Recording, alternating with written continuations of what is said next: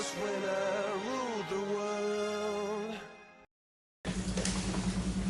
So Dan asked for a presentation to give to the newer people in the company on the management side, and it's going to transcend to the operators also at some point, about what we do, who we do it for, why we do it, how we actually go about it. Ron Zelch is here from Kansas. He's the newest member of our RDA group, Research Development and Applications. He is in charge of product knowledge and training for the Lenexa office and company-wide. His background is academic, his background is industrial, so there's no better person to actually relay this information to you. He's actually one of my professors, and I can probably say he taught me everything I know. So I'm going to turn it over to Ron. I'll step in on some topics here, but the bulk of it will be from Ron. Thank you. Okay, well, again, my name is Ron Zelch, and welcome. The way I've set this up, you have a handout in the front of you. Everything that's on the screen is going to be in the handout, okay? And so we're just going to get started right away. So these are the topics that we're going to be covering. We're just going to touch on a few company facts, just general things. Definitions, we're going to talk about mixes, bases, concentrates, and the one thing I didn't put up here was like RTUs, so ready-to-use type products. We have a few of those. Products in categories, I've separated them over the years. I was around when Caravan Products and American Ingredients merged together. And me and Marty Ginsburg put on a number of seminars for the salespeople, the tech service people, pretty much management, just to try to merge the various products from both companies. One company had more than another, different products and that, but we came up with categories, and I did it more from a baker standpoint. I'm a fourth-generation baker. I grew up in retail primarily, and then taught at American Institute of Baking for about 24 years. The product, so the product categories is kind of my thing and what I've got set up. Marketing has a little different setup for their categories. It's not really all that important, but to me, it's where the salesperson can look like the customer is asking for a certain product to do a certain, add a certain characteristic, maybe in the product, maybe it's a matter of shelf life, maybe it's a matter of softness, maybe it's a matter of crust color, whatever, and we can direct it better by knowing what is available in the categories instead of trying to know all the products individually themselves. Basic and optional ingredients, it was asked to kind of explain a little something about the bread and the importance of some of the ingredients, and we took the basic ingredients. You'll see that. We'll touch on maybe a few others if we have time. And then production techniques and troubleshooting. This is where Chris is going to step in and talk more about here within the plant itself. So I try to set this up really more so for the person on the line, okay, in production, the new hires that are coming in. So it's pretty broad based on everything. So Corbion Caravan, some of the facts about it. Naturally, our company is over 100 years. It's about 110 years, and actually it was the Caravan Products Group that has the greatest longevity. The company that I had joined was American Ingredients about 13 years ago, and they were around back in the 40s, okay, is where that company got started. We've had a number of acquisitions of other companies over the years, but Caravan is actually the oldest of a bunch here total. We're also one of the largest baking mix suppliers in the country. We have over 1,400 different products. Now, many of those are actually proprietary, but we still have quite a few that are sold to the general public. We're most known for breads, rolls, bases, and mixes. So the bread roll category is our strong suit. We get into a lot of concentrates. That was the old American Ingredients side. The things that are used at extremely low levels, and we'll talk about that. We also supply bakery mixes. Besides for breads, we think of tortillas, bagels, English muffins.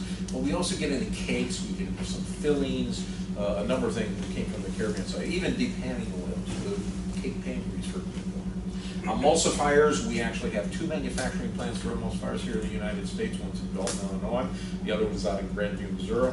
And so we are one of our mother companies, American Ingredients, or it was actually C.J. Patterson, actually developed, or I should say discovered, the lactylates, or sodium stearolactylate. In this country, we call it Emplex. Yes. Ron, what is an emulsifier? An emulsifier is actually a fat-derived a type product, like the lactolates, like Implex, for example, is a reaction of stearic acid and lactic acid. What it does, it creates a molecule that actually can bond with water very strongly, but it can also bond with fat very strongly. So it tends to bring the two together.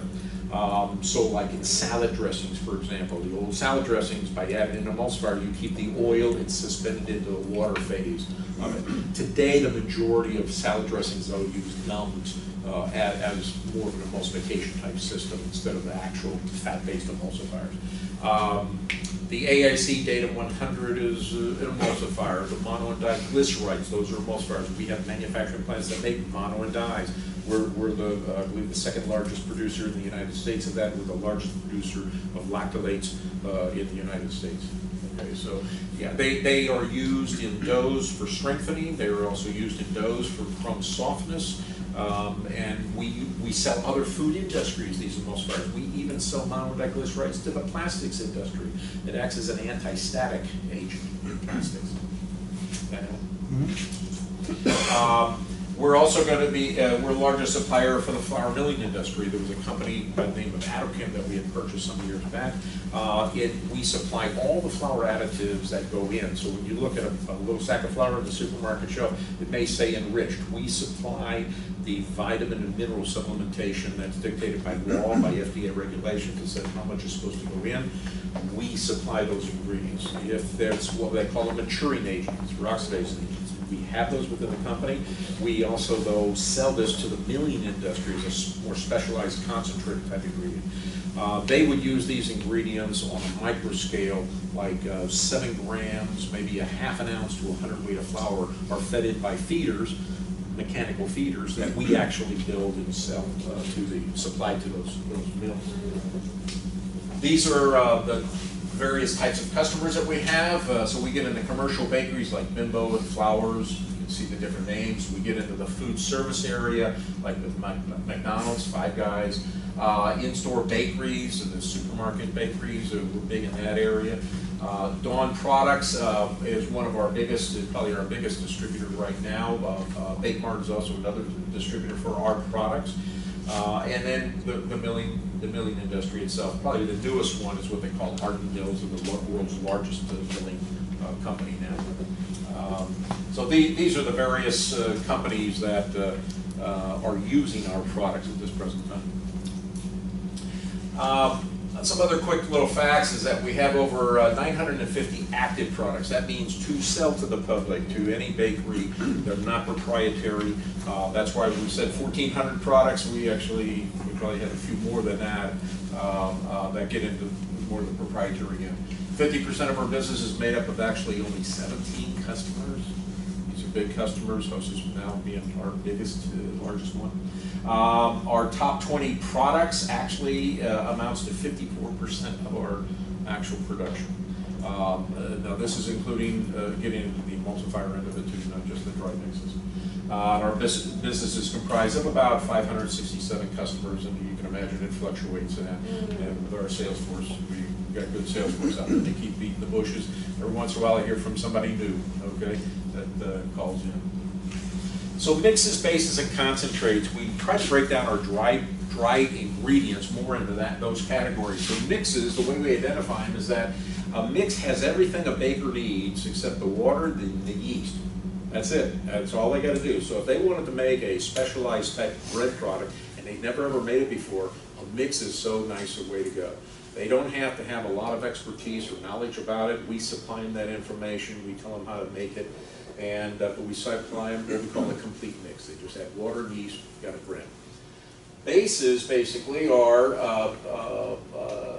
the way we identify it. You need to add flour to it, but it will also contain all of the salt, and that's usually how we differentiate a base from a concentrate. Concentrates will not have the total salt. They may have some, but not all of it, that the baker needs. And salt is extremely important from a flavor standpoint, and we'll touch on that a little bit later. Do you have a question, Dan?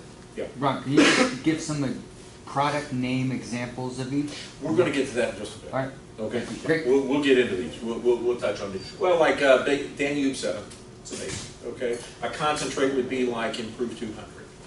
Okay. CT1. Anything that's less than about 4% usage fits into the concentrate area. Anything greater that contains, again, all of the salt, we call it a base. If it contains all of the flour, we're talking mixes. Okay, so that's why I've got these sections underlined. This is what you need for these. In this case, concentrates could be everything from a ½ ounce to 100 weight of flour to maybe up to 4 pounds, okay, of usage. This is what the baker would use of our product. I threw down here RTUs, ready-to-use products, just so you know what they understand what they are. But like Prune Lecvar, for example, the poppy filling, it's something that somebody can use right out of the bucket. Okay, ready to use.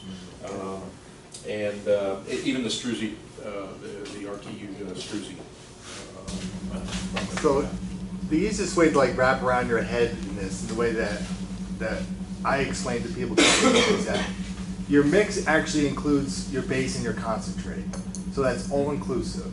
Your base actually has a concentrate in it, but it's not a complete mix. And your concentrate is not complete, it's not a mix, and it's not a base. It just has one or maybe two singular functions in it. Mm-hmm. So if you look at the mix is the whole car or the whole bus, the base is the engine, the concentrate is the gasoline.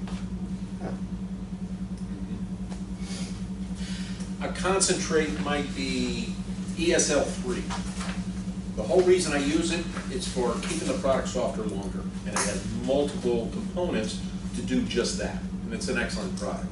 We might have another product, we've got one called Dry Dough. It is a concentrate, it's used at an extremely low level, maybe 1/4%. All it's made to do is it takes away the stickiness in the dough for production capabilities. That's its main purpose. It's a processing aid for them. So concentrates are quite varied, but yes, 1 to 2 functions is about why we would do it. So we would love to sell somebody a base. We'd love a mix costs more for the end user, okay, per unit. Base would be a little less expensive to use. Concentrates are really probably the least expensive to use out of all of them. But it has singular, usually, applications, or just a couple. These are just the 4 ingredients that go into making, like breads and rolls. So kind of switch gears, instead of talking about our products, this is kind of like if I was a baker and what ingredients do I need? I used to joke with my students, if you got a Frenchman and you got these 4 ingredients, you got yourself French bread. If you got Italian, you got Italian bread. Every country has its own bread, okay? They really do. But it deals with the shape or what kind of conditions they have, the flour they got to work with, and the flours are different around the world in their performance capabilities. But still the end result is bread, okay? So these 4 ingredients is what you need. These are what we call optional ingredients. If I would add these, and in our mixes, we would vary things like the sweetener. It might not just be from a taste standpoint, not like we're putting it so high that it really tastes sweet, but it's food for yeast. It makes the yeast work better. And that gives us gas production, okay, so it gives us leavening. Sweeteners also add crest color. I'll show you pictures on that. Fats and oils, they act as lubricants. They tend to make the product softer, more tender. I wouldn't want to put it into a real crispy bread. It'll ruin the crispiness. But in a white pan bread or a hamburger bun, we'd like to see a little more oil, a little more fat to it.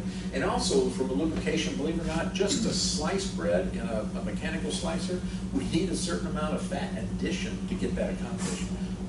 Only maybe about a pound, 7/10 of a pound, based on flour weight. Dairy, basically color, flavor, nutritional capabilities is very good, but you find less bakers putting dairy into the breads today, considered as an allergen too. Vital wheat gluten, I already mentioned about that one. Yeast foods we mentioned already, emulsifiers, dough conditioners, they're all meant for various purposes, okay? But when we go to add or increase the level of one, you got to think of all the attributes it's going to do, everything that will impact, because you might have to make some other production adjustments besides just a formula adjustment to handle it properly. Then these happen to be what we call characterizing ingredients. So if I was going to make an egg bread, egg challah, for example, there's actually a standard of identity on egg bread. You have to have a certain amount of eggs present. Raisin bread, you have to have a certain amount of raisins. It's called by law, raisin bread. Now, if I say bread made with raisins, look, there's no law for that. You can put any amount of raisins you want. Specialty flours would be like whole wheat, rye, potato, and they all have unique flavor components to them. but also they tend to be a burden on the structure, so usually lower volume, so we have to compensate other ways. This was the kernel of wheat that I mentioned, and this is the bran fraction. This is kind of the Mona Lisa, they call it, of pictures for wheat kernel anyway. This is called the germ. This is where a lot of oil is, so when they extract that off, they flake it off in the milling process. And so do a lot of the B vitamins, so that's why we supplement with enrichment. This is where the flour actually comes from, and you can think of a flour granule. So think of like a little flour particle. If you're doing it at home, flour granule is like a starch granule surrounded by some protein, starch granule protein, starch granule protein. It's a conglomerate, okay? And what the baker does when they add water to it, it's going to start hydrating this protein and soften it, and it's going to be separated off during the mixing. And what we're trying to do is we're trying to change that protein's ability to actually bond together. Water is going to help that. And when that protein of that flour comes in contact with the water, eventually we're going to start creating what we call gluten. Gluten is what bakers deal with. And so with mixing, we develop that gluten so that it improves the gas retention potential. Only wheat flour really has gluten in a substantial quantity, okay, that we can create bread with great expansion, okay? It makes it more palatable, and that's why we do it. Rather old picture, trust me, these combines are much bigger than this today. They can even put TV, and they have satellite to even guide them. In fact, they're making new ones where the satellite, nobody even has to be in the combine to run it. These were the various classes of wheat, so there are actually different wheat varieties that are used for breads, cakes, and pastry, cracker production, for example. Cereals is another one, like soft whites, pretty much the cereal industry. So when you see the wheat cereals, they like the white variety. They don't want the darker bran, okay, so they call it white. These are strictly physical attributes of the wheat kernel itself. That's kind of how the name is given. This is this planting time, spring. This is the northern states like Dakota, Montana, Canada, into a little bit in Nebraska. And they grow to a higher protein content, whereas this one's a little lower protein, but you can still make a good bread with it. The soft wheats, they grow a lower protein, makes better cakes. Protein is not as important, at least from flour, for a cake system. You do need it, but not to the same extent. We rely on eggs and milk for those more so. The pasta products, it's the durum wheats. They're high protein. They tend to be yellow in nature, and so they're a little darker in color, the finished product, but they don't make good bread. Not really. We do put some durum in some breads, and it has a unique flavor profile. Yeah, this is going to go back to that for a second, Ron. Yeah. This is important for the people in this room, because just because it says flour on it, or it says bread flour on it, doesn't mean that every ingredient that we have in the plant is the same. And if you're kind of short on one, you just can't substitute it for the other. Yes. You know what I'm saying, Tony? Yes. All right. That seemed a little pointed. That's absolutely right. And what I didn't emphasize is that we said up here quantity, protein quantity is a real important thing, but protein quantity by itself is not enough. There is a protein quality difference. That's why these different classes. But it's not just that. A professor I had in school was that 75% of the finished wheat flour is due to environmental factors. Rain, sunshine, temperatures during growing, the soil conditions all have an impact. And trust me, every county in Kansas, every county in Texas, Oklahoma, the wheat is checked. And it's not just one spot in the county, it's maybe multiple spots. And they do testing of this, and then those results are gathered, and they actually, the mills will blend different wheats for making into a flour to give the baker exactly what he's looking for. The problem is, what he's looking for is one thing. What he's going to get is going to be maybe something a little different, because it varies from crop year to crop year. And then one thing they always have to worry about too is what we call sprout damage. So if the growing conditions, towards the harvest, I should say, the harvest conditions, if it's really, really wet, the doggone wheat can actually start to sprout. It may swell, you don't see a root, you don't see a stem coming out, but whenever sprout damage occurs, there's a lot of extra enzymes in that wheat. If it gets put in a flour, the baker can't make a decent loaf of bread, his life dependent on it, it won't work. And so that has to be sold to animal feed, and that's what they do. Well, trust me, the miller doesn't want to sell it for animal feed because it doesn't make enough money on it. He wants to sell it and make it into flour. So there's definitely differences in quality. So when we have some different grades of wheat flour, different grades of gluten, okay, we've got some specialized gluten that we use at this plant, that it doesn't compare. I mean, it's much better than some of the other glutens that are out there on the market. So yeah, you got to pay attention to these.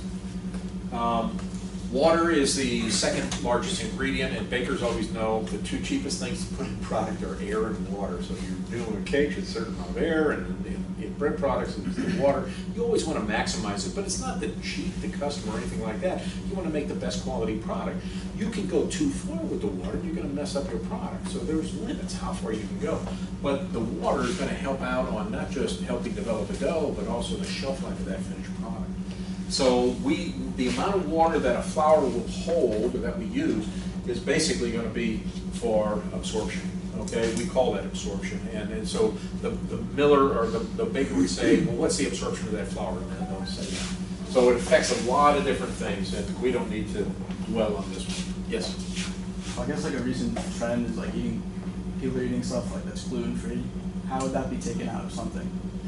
Gluten-free, you just can't use wheat, that's all. But you can't use wheat, you can't use barley, you can't use rye. They do have a little bit of a gluten component, but nothing at all like wheat flour has. Wheat flour's got a lot of gluten in it. And oats are sometimes thrown into that because an oat seed and a wheat seed look very close to the same, and they ship it on the same trucks, okay? And so there's contamination potential. So on something like that, they get into what they call identity preserve.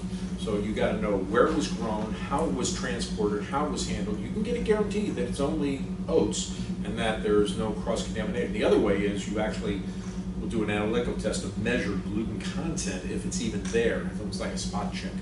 And for gluten-free, the government has a standard of 20 ppm, 20 parts per million. It has to be lower than 20 parts per million, otherwise it can't be called gluten-free. When we make some of our gluten-free products, and it's always an iffy thing, because now we're talking really health concerns here. If there was just a mistake made, and that's why when our batches are made, they usually do a check on it to measure the amount of gluten present. And our standard, I believe, who's here from quality control? Quality assurance. Okay, quality assurance, yeah, okay, so it's 10 parts per million, I think, is what you have as a standard. Yeah. Anything over that, if it's above that, we don't accept it. This is what happens if you've got too much water. Notice the crumb structure, that's the inner portion here, which is a little more open. This one's a little tighter, but it allowed for what we call a break and shred to occur, kind of pour. So that's what excess or too little water can do to a product. So the baker's got to do some testing. And no matter what kind of test we run in the lab analytically, it still comes down to a bake test. We can't tell specifically. We can judge the absorption, we can get some idea of the mix time that's going to be required, but until the baker actually mixes it, we still don't know if we'll make a decent loaf of bread. Yeast is a unicellular organism. Basically, it breaks down sugar into gases and alcohol. This is what a block yeast looks like, fresh yeast. They also have a powdered yeast or dry yeast, or instant yeast we call it. There's also another one they call active dry that has to be hydrated. Most bakers don't use it, but it's still available out there. So the yeast is basically put in for fermentation, for giving leavening action. So we have chemical leaven products, we have yeast leaven products. So doughs, sweet dough, Danish, breads, all yeast leaven. Puff pastry, moisture leaven. Angel cakes, moisture leaven. Sponge cakes, moisture leaven. But many of them will be using baking powders also. So most of your cakes are chemically leavened. Baking soda, leaven, acid, salt. This is an old picture, but at least it gives you an idea of what happens if you put more yeast in. Well, usually the volume gets bigger. Okay, that's what happens. Yeah. Salt is another major ingredient that component that goes in, and it's primarily used for flavor. That's the big one. And normally about 2 pounds of salt to 100 pounds of flour is pretty common in breads, give or take about 1/4% is about it. And it also can toughen the gluten. It does slow down yeast action, but these are things we accept. We just use more yeast in order to get the salt into the level we want to use. Table salt, another name would be sodium chloride, but we don't have to list it as sodium chloride on our ingredient ledger. We just say salt because that's the common name and everybody understands it as such. Particle size is an important thing for a baker, so they would look at that. Fine flake just means it'll go in solution much faster, okay, than a table salt. This is what happens. Here's a no salt bread, and trust me, we made some adjustments on this. In other words, proof time, things on that line. Here's our control. This one, if you put it in your mouth, it's going to taste like cotton. There's no flavor to it whatsoever. Salt is very important. We double the amount of salt just to kind of show what would happen. It really slows down yeast action and really reduces the volume.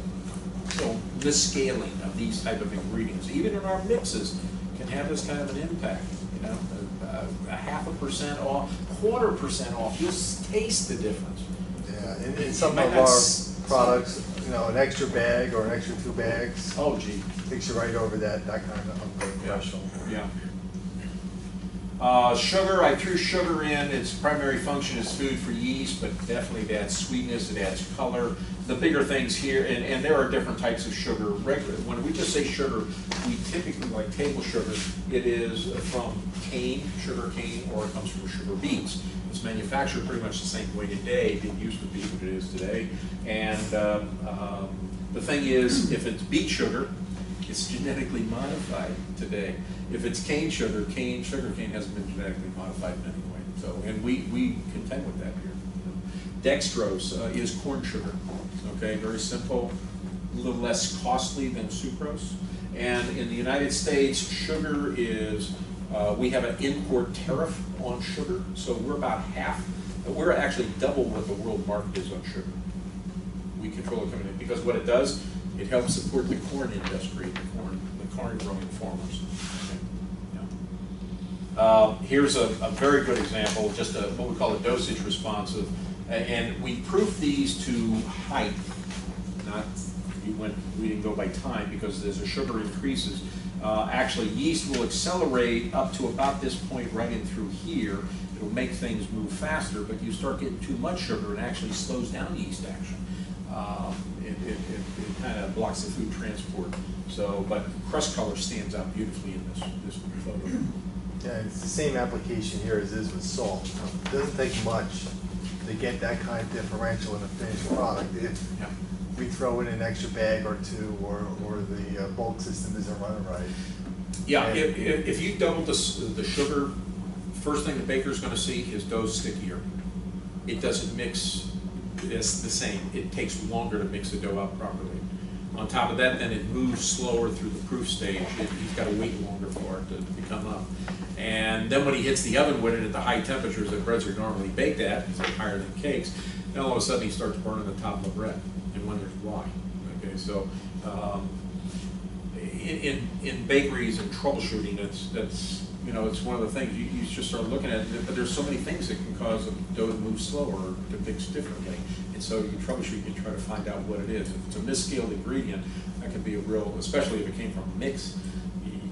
You're expecting us to do the right thing and to scale everything accurately, so that things were consistent from one dough to the next. When they're not, you know, those are hard answers to come up with. The last ingredient I have here is fats and oils, and generally, like shortening. Years ago, bakers used lard for breads. They used butter for cakes. Okay, but then at the turn of the century, we started taking vegetable oils and turning them into shortening type products, like Crisco, for example. And lo and behold, they work beautifully. We can convert an oil into something that's a little more plastic at room temperature, and it got good results. Unfortunately, these were partially hydrogenated oils. That's what they did. That's how we created those. We can do that with some of our diglyceride technology, and there's no partial hydrogenation involved with those. So that's why we're helping out the shortening industry along those kind of products. This happens to be a NOAD, and we'll get just a little bit lower volume. Here's one with oil. Here's one with oil and SSL or Implex being added to it. Same thing would have happened if I put Dynamax in there. We would get the same kind of improvement. Shortenings actually provide just a little better volume than oil. So, again, just like salt, sugar, when we sell a carton of 14 bread bags from one lot and one from the other lot, they go to the same bakery and they get the control, which is the second slice here on one lot, and they get on the next lot something like that because our fat content is too high or our salt content Right. is too low or high or sugar, then that's a problem. Yeah. So, Or you left out an emulsifier, or you used much less of an emulsifier that had an influence on volume, like the Implex would be, or in your case, Verve, there's a lot of CSL. Which one's the control? Second This one? is the control right here. Yeah. So it's got the lowest volume. These numbers represent cubic centimeters. Okay, we have what we call a volume meter that we took these on. Now it's a scanner that actually can do it. But for about, you need about a 75 cc difference to be what we call significant. And so you can see that this one is better than this, and if we baked it again, we'd probably get similar, very similar results. so I guess the point I'm making is that bigger is not better. No. Consistency is the best. Yes, yes, exactly. Here I was trying to show what would happen if you stuck some SSL in it, that's all. And what was interesting is when we used shortening and we used oil, I thought, well, let's throw this emulsifier in to go with it. And so we ran more variables instead of just shortening and oil and a NOAC control. We just went this route. So Verve. I love this one. Yeah, I wish I would have had this when I was in school. I cannot believe this slide. So here we got a steel ball bearing. I even went out and bought some to try to match this. Problem was I didn't use a nice red background. I needed some. It was a white slide. It just did not show up at all compared to this. And so here is Implex. Notice the ball bearing is a little more recessed. Here's the NOAC control, okay? So it's a regular white pan bread with sugar and shortening in it and that, but there was no emulsifier added to it. And here, Verve is another, it's kind of an offshoot of this. Actually, this is the first one that came out. This came out a year later. This is the one we use a lot in a lot of our products, but if you notice it, this one sits just a little bit higher. All it's showing is that there's a softness value that comes along with the use of Verve and Implex. Implex, though, kind of beats it. It's just maybe a little bit, but just it creates a little greater softness to the finished product than Verve does. But in both cases, they're better than the NOAC control. So it's just very visual. You can't forget this. Yeah. Okay. Have any questions up to this point? Way past time, but Yeah, we are way past time. I'm gonna go through this pretty quick. I'm just gonna talk a little bit about the scaling and production aspect of it. We all know what 81 Adams looks like and what goes on over there. They do a really good job with that. With your weigh up areas, your bin area, your staging areas, everything in one tote for one batch. The watch points that we have here, you actually have them posted over there pretty well. And this is just to eliminate inconsistencies and errors. You see a lot of reporting on the audits that are coming through as far as raw material numbers. That's something that really we should focus on going forward with more product and more ingredients, different forms, different suppliers coming in. This is, I mean, I don't know. Can I just back up just so that when we decide what's done in pre-scale, is that done by your guys or a combination? We determine what needs to be pre-scaled based on the format. Right. So, and that's denoted in the production formula or the shop order, So- the asterisk. Right. So it's on the asterisk, and I discovered over the past 2 days that there are asterisks that we do not do across the street. That is wrong. Right. Yeah, I don't know why that is or how come. It may be an individual basis, it may be the unit is too big. We have some issues with a 250-pound drum. They're just gonna throw the drum on the pallet. A developer, somebody that's connected to the production of the product, that troubles me because that drum goes on one of these pallets here, and whether it's 180 pounds or 250, unless you're me or Joe that can actually pick it up, you're not gonna really know. Or Rudy. So that, or Rudy, so that whole thing is gonna go in, thinking that it's already pre-scaled. So we try to mitigate some of that by getting with procurement and actually getting them to buy or to source the ingredients in handable vessels, I guess. And if we can't do that, then we actually break it out. Like, there was one vitamin premix that came through here that had a 250-pound drum product in it. And I had to break it down 5 different times the same ingredient, 25 pounds to match whatever the weight was. So on the shop order, you had the same ingredient listed like 5 or 6 times. So that's how we're trying to mitigate it. But yeah, there may be some asterisks that they don't do. I don't know why. I don't know why either. I just find this out. We should resolve it, right? It's either there's a reason for it, we do it, or I mean, we see a lot of the sins uncovered as they come across the street now with the auditing process that they're doing on a regular basis. This is good. I don't know if I saw this. Maybe it could be in different languages, I don't know. But it basically hits everything we have over there as far as your GMPs go, procedures. This is good. I mean, again, just because it says potassium in front of it doesn't mean it's the same thing. Potassium iodide, potassium bromate actually have a different effect. And we always say that, hey, they don't look at that. They don't look at that, they just look at the item number. Obviously, they don't. When they see potassium, and it kind of looks like bromate iodide. And that's like the play in words that we have to be careful of here. And that's the differential, where Ron showed those photos of the different bread with salt, sugar. This gets into the more of the chemical side of it, just by changing an oxidant, what happens? Same weight, same function, but functions differently.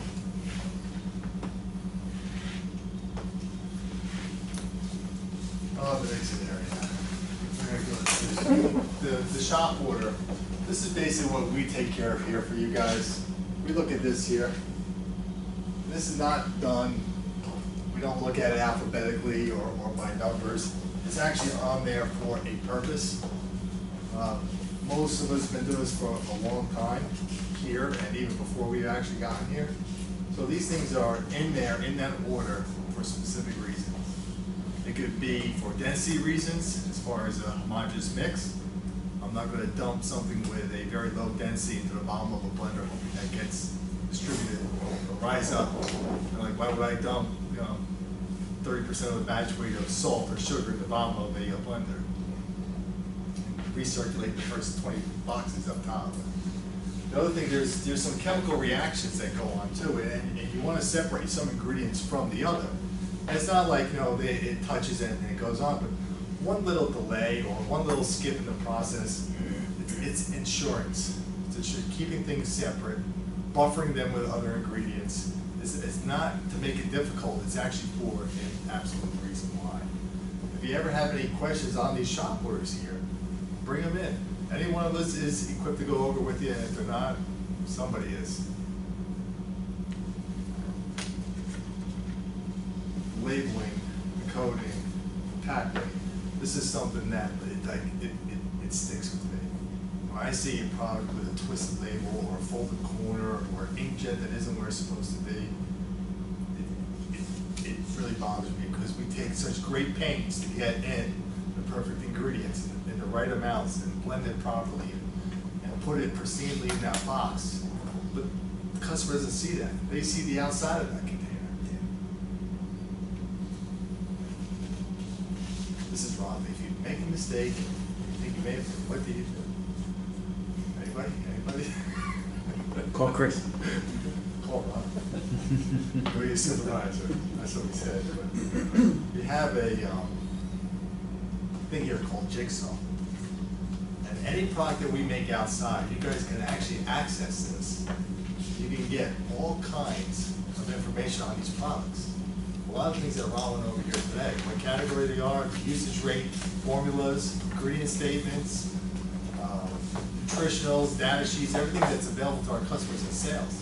So any item that you guys see that you have a question on that you can't get somebody on, or you want to know, hey, what is this used for, or what's the usage rate, or how our customers are actually using it. Go onto this link here, we can make that available to you. I'm not gonna, we can actually get on it here right now if you want. Dan, you can get that and you can request for everybody to have access to it. Yeah.